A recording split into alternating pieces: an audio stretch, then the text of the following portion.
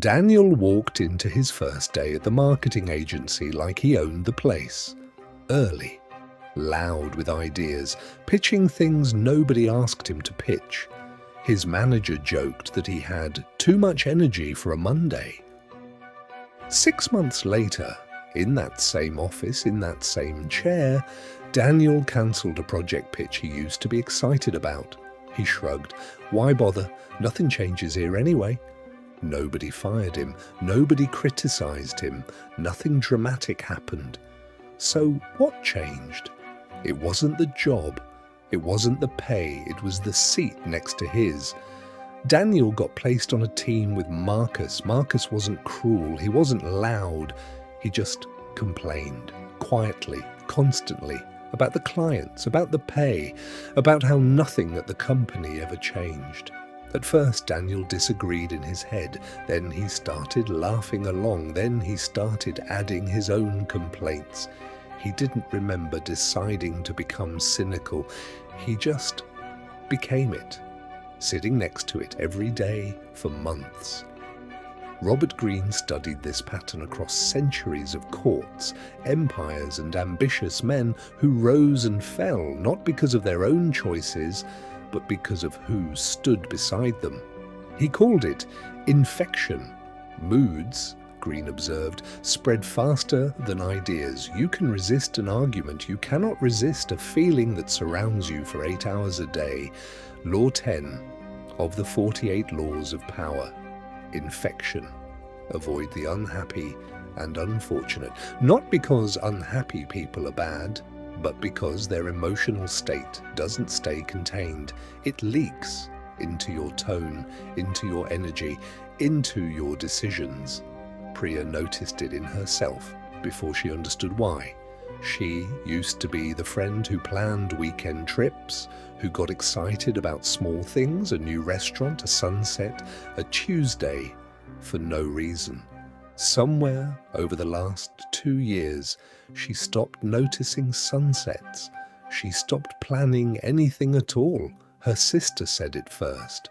"You don't laugh the way you used to," Priya almost argued. Then she realized she couldn't remember the last time she'd laughed without checking if it was appropriate first. The cause wasn't a fight or a betrayal or a diagnosis. It was Aaron. Aaron wasn't abusive. He wasn't controlling. He was just disappointed in his job, in his family, in the city they lived in. Every conversation slowly circled back to what was wrong. Priya was never told to feel this way. His emotional weather simply became her emotional weather. She stood in his rain long enough to forget what dry felt like. This is the part people underestimate. Attraction, friendship, loyalty, none of it protects you from infection. If anything, closeness makes you more exposed, not less. The people you trust most have the clearest access to your internal state. Then there's what happened to Wei's friend group, 5 friends from college, still close a decade later. Somewhere along the way, their dinners changed. They stopped talking about what they wanted. They started talking about what was unfair. The shift traced back to one person, Sam, who'd spent 3 years unemployed, blaming every rejection on corrupt hiring managers, rigged systems, bad luck. The group loved Sam, so they listened. Every dinner became a session validating his bitterness. Wei noticed the full weight of it one night, mid-sentence. He'd been about to share a promotion he was proud of, and he stopped himself because celebrating suddenly felt like betraying the group's mood. That's infection completing its cycle. Not one dramatic moment, a slow chemical shift in the room's temperature until everyone breathes the same air without remembering who exhaled it first. Greene's insight wasn't about avoiding sad people out of coldness. It was about recognizing that emotional states are contagious in a way logic never is. You can out-argue a bad idea. You cannot out-argue a mood that's already inside you. The people who protect their power understand something uncomfortable. Proximity is influence, whether you consent to it or not. You don't need to be persuaded to be changed. You just need to be present long enough. This is why the most guarded people in any room are often the most selective about who gets close to them. Not out of arrogance, out of self-preservation. Here's the quote worth remembering: "You don't catch someone's misery by believing it.